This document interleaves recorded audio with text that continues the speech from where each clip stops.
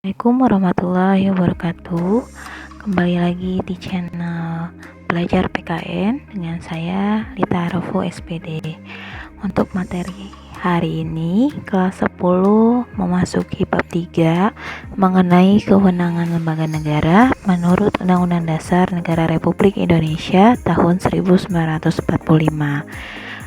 Kali ini kita akan membahas bagian A, yaitu suprastruktur dan infrastruktur politik. Nah, pada bab ini kalian akan diajak untuk menyelami kewenangan lembaga-lembaga negara berdasarkan Undang-Undang Dasar Negara Republik Indonesia tahun 1945. Dan setelah mempelajari bab ini, diharapkan kalian mampu menganalisis kewenangan lembaga-lembaga negara menurut Undang-Undang Dasar Negara Republik Indonesia tahun 1945. Untuk itu, yuk kita simak materinya. Suprastruktur politik. Sistem politik Indonesia merupakan sebuah kajian politik yang menarik untuk dipelajari. Oleh karena itu, kita harus mengetahui definisi atau pengertian dari sistem politik itu sendiri. Sistem politik terbentuk dari dua pengertian, yaitu sistem dan politik.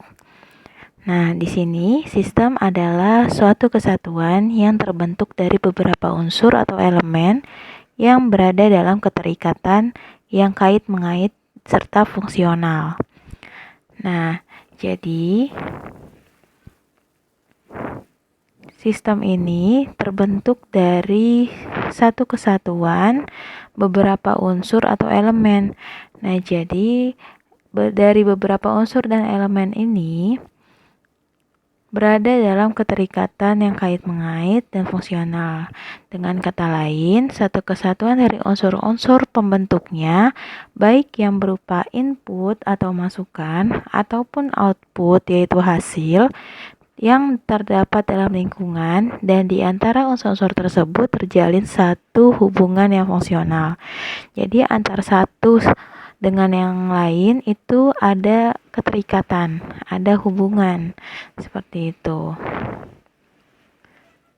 Nah, secara etimologi sendiri, kata politik berasal dari bahasa Yunani, yaitu polis yang berarti kota yang berstatus negara kota. Sedangkan di sini politik dalam bahasa Arab, istilah politik diartikan sebagai siyasah yang berarti strategi. Nah, jadi inilah apabila kita artikan kata per kata. Lalu, dengan demikian, apa yang dimaksud dengan sistem politik? Nah, di sini sistem politik apabila kita simpulkan mengandung pengertian bahwa keseluruhan kegiatan politik di dalam suatu negara atau masyarakat yang mana kegiatan tersebut berupa proses alokasi nilai-nilai dasar kepada masyarakat dan menunjukkan pola hubungan yang fungsional di antara kegiatan-kegiatan politik tersebut. Nah, jadi apabila ada suatu kegiatan politik di dalam suatu negara, maka itu pasti berkaitan dengan masyarakat. Inilah kenapa apabila ada kegiatan politik tidak hanya satu lembaga saja yang terlibat, melainkan dari beberapa lembaga. Nah, beberapa lembaga ini bisa kita ibaratkan sebagai beberapa unsur. Oleh karena itu, antar satu lembaga dengan lembaga negara yang lainnya saling berkaitan satu sama lain membentuk suatu sistem politik. Jadi inilah makna dari sistem politik.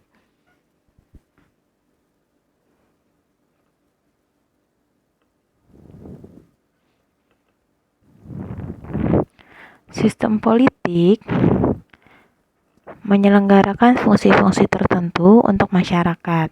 Fungsi-fungsi itu adalah membuat keputusan-keputusan kebijakan yang mengikat alokasi dari nilai-nilai baik yang bersifat materi maupun non-materi. Nah, jadi dari sistem politik ini menghasilkan output yang berupa kebijakan-kebijakan negara yang sifatnya mengikat kepada seluruh masyarakat negara tersebut. Dengan kata lain, melalui sistem politik, aspirasi masyarakat yang berupa tuntutan dan dukungan yang merupakan cerminan dari tujuan masyarakat dapat dirumuskan dan selanjutnya dilaksanakan oleh kebijakan-kebijakan negara. Sistem politik berbeda dengan sistem sosial yang lainnya. Nah, oleh karena itu, sebagai pembeda dengan sistem sosial, maka terdapat 4 ciri dari sistem politik yang membedakannya dengan sistem sosial lainnya. Yang pertama adalah daya jangkauan universal, berarti menyeluruh, meliputi semua anggota masyarakat. Jadi, apabila terdapat sistem politik yang menghasilkan output atau kebijakan, maka kebijakan tersebut jangkauannya universal, artinya adalah berlaku bagi semua anggota masyarakat. Yang kedua adalah adanya kontrol yang bersifat mutlak terhadap pemakaian kekerasan fisik. Nah, berarti adanya kendali, jadi dikendalikan ya apabila ada pemakaian kekerasan fisik itu adanya kontrol, berarti supaya pemakaian kekerasan fisik ini terkendali seminimalisir mungkin. Lalu yang ketiga, hak membuat keputusan-keputusan yang mengikat dan diterima secara sah. Yang keempat, keputusannya bersifat otoritatif, artinya mempunyai kekuatan legalitas dan kerelaan yang benar. Jadi keempat inilah sebagai ciri-ciri sistem politik. Nah, dengan demikian, sistem politik yang berjalan tidak akan terlepas dari keseluruhan unsur-unsur suprastruktur dari suatu negara. Dalam menjalankan sistem politik dalam suatu negara, diperlukan struktur lembaga negara yang menunjang jalannya pemerintahan. Maksudnya, struktur politik ini merupakan cara untuk melembagakan hubungan antara komponen-komponen yang membentuk bangunan politik suatu negara supaya terjadi hubungan yang fungsional, hubungan yang saling berkaitan. Nah, struktur politik suatu negara terdiri atas kekuatan suprastruktur dan infrastruktur. Struktur politik negara Indonesia pun terdiri dari kekuatan tersebut. Nah, jadi negara Indonesia memiliki suprastruktur dan infrastruktur politik.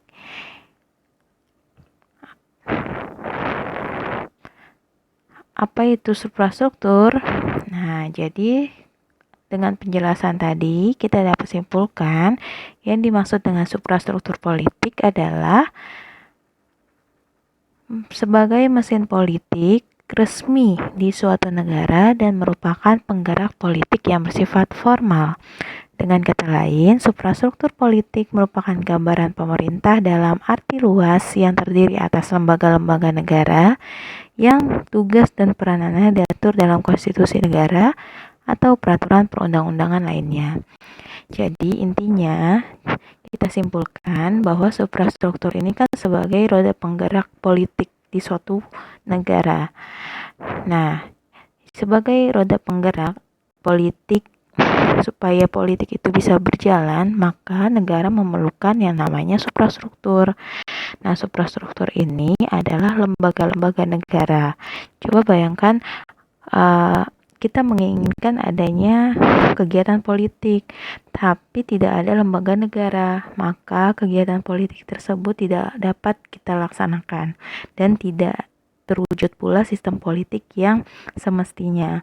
Oleh karena itu, di suatu negara perlu adanya lembaga-lembaga negara, gunanya adalah untuk menunjang atau sebagai penggerak, sebagai pelopor untuk terlaksananya kegiatan politik untuk mencapai sistem politik yang akan dicapai. Seperti itu. Nah, lembaga negara apa saja yang dimaksud ke dalam suprastruktur politik? Lembaga negara legislatif, eksekutif, dan yudikatif, yaitu lembaga negara legislatif terdiri dari MPR, DPR, DPD. Lalu lembaga negara eksekutif terdiri dari presiden dan wakil presiden, serta lembaga negara yudikatif terdiri dari Mahkamah Agung, Mahkamah Konstitusi, dan Komisi Yudisial. Semua yang disebutkan tadi, lembaga-lembaga negara tersebut sudah tertera dengan jelas apa saja tugas dan fungsinya di dalam peraturan perundang-undangan. Oleh karena itu, setiap lembaga negara punya tugasnya masing-masing, namun tetap saling berkaitan, saling membutuhkan kehadiran lembaga yang lainnya. Jadi, misalnya lembaga legislatif itu tidak akan bisa berjalan 100% tugas dan peranannya tanpa adanya keterkaitan oleh lembaga negara yang lain. Seperti itu. Nah, jadi lembaga-lembaga negara yang telah disebutkan tadi itu termasuk ke dalam suprastruktur politik. Sampai sini paham ya? Itu yang dimaksud suprastruktur politik adalah lembaga-lembaga negara inti yang resmi yang telah diatur di dalam peraturan perundang-undangan. Selanjutnya kita akan bahas infrastruktur politik. Infrastruktur politik adalah kelompok-kelompok kekuatan politik dalam masyarakat yang turut berpartisipasi secara aktif. Kelompok-kelompok tersebut dapat berperan menjadi pelaku politik tidak formal untuk turut serta dalam membentuk kebijakan negara. Nah, jadi untuk membentuk kebijakan negara bukan hanya dari lembaga-lembaga negara saja, namun pelaku politik yang tidak formal yang termasuk ke dalam infrastruktur politik pun bisa berpartisipasi. Infrastruktur politik di Indonesia meliputi keseluruhan kebutuhan yang diperlukan dalam bidang politik dalam rangka pelaksanaan tugas-tugas yang berkaitan dengan proses pemerintahan negara. Pada dasarnya, organisasi-organisasi yang tidak termasuk dalam birokrasi pemerintahan merupakan kekuatan infrastruktur politik. Maksudnya di sini adalah setiap organisasi non-pemerintahan yang bukan pemerintahan termasuk ke dalam kekuatan infrastruktur politik. Jadi, selain lembaga negara yang telah resmi ditetapkan yang terdapat dalam Undang-Undang Dasar, maka organisasi non-pemerintahan yang bukan pemerintahan ini termasuk ke dalam infrastruktur politik. Nah, di Indonesia sendiri banyak sekali organisasi atau kelompok yang menjadi kekuatan infrastruktur politik. Nah, apa saja itu? Yang termasuk ke dalam infrastruktur politik diantaranya adalah yang pertama partai politik, yaitu organisasi politik yang dibentuk oleh sekelompok warga negara Indonesia yang secara sukarela atas dasar persamaan kehendak dan cita-cita untuk memperjuangkan kepentingan anggota, masyarakat, bangsa, dan negara melalui pemilihan umum.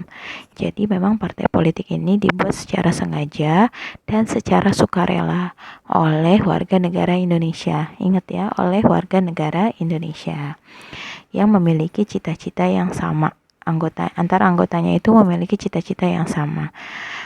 Pendirian partai politik ini biasanya didorong oleh adanya persamaan kepentingan, persamaan cita-cita politik, dan persamaan keyakinan keagamaan.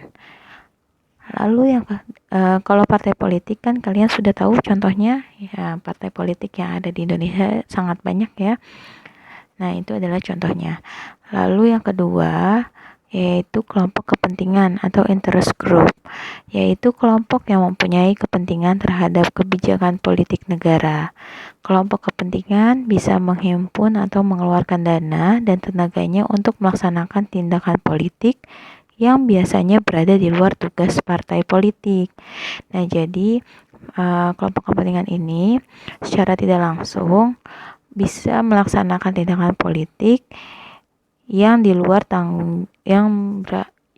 berada di luar tugas partai politik.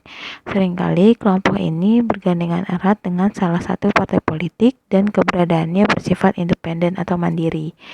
Nah, memang ini untuk mewujudkan tujuannya tidak menutup kemungkinan kelompok kepentingan dapat melakukan negosiasi dan mencari dukungan kepada masyarakat, perseorangan, ataupun kelompok masyarakat. Nah, contoh dari kelompok kepentingan ini adalah elit politik, pembayar pajak, serikat dagang, LSM atau lembaga swadaya masyarakat, serikat buruh, dan lain sebagainya. Itu adalah contoh dari kelompok kepentingan. Yang ketiga adalah kelompok penekan atau pressure group. Pressure group yaitu kelompok yang bertujuan mengupayakan atau memperjuangkan keputusan politik yang berupa undang-undang atau kebijakan publik yang dikeluarkan pemerintah sesuai dengan kepentingan dan keinginan kelompok mereka. Kelompok ini biasanya tampil di depan dengan berbagai cara untuk menciptakan pendapat umum yang mendukung keinginan kelompok mereka. Misalnya dengan cara demonstrasi atas kebijakan yang telah pemerintah buat, lalu melakukan aksi mogok, dan lain sebagainya. Itulah kelompok penekan. Yang terakhir adalah media komunikasi politik, yaitu sarana atau alat komunikasi politik dalam proses penyampaian informasi dan pendapat politik secara tidak langsung, baik terhadap pemerintah maupun masyarakat pada umumnya. Sarana media komunikasi ini antara lain adalah media cetak seperti koran, majalah, buletin, brosur, tabloid, dan lain sebagainya. Sedangkan media elektronik seperti televisi, radio, internet, forum, dan lain sebagainya. Media komunikasi diharapkan mampu mengolah, mengedarkan informasi, bahkan mencari aspirasi atau pendapat sebagai berita politik. Seperti itu. Jadi keempat poin tadi, contoh tadi, dari partai politik, kelompok kepentingan, kelompok penekan, dan media komunikasi politik merupakan klasifikasi dari infrastruktur politik. Nah, jadi di Indonesia memang mempunyai suprastruktur dan infrastruktur politik. Jadi punya dua ya Indonesia untuk membangun sistem politik yang diinginkan oleh negara Republik Indonesia. Seperti itu. Nah, jadi sekian pembahasan hari ini. Mudah-mudahan dapat kalian pahami. Saya mohon maaf apabila ada kekurangan dalam menjelaskan materi hari ini. Sekian. Wassalamualaikum warahmatullahi wabarakatuh. Sampai jumpa minggu depan.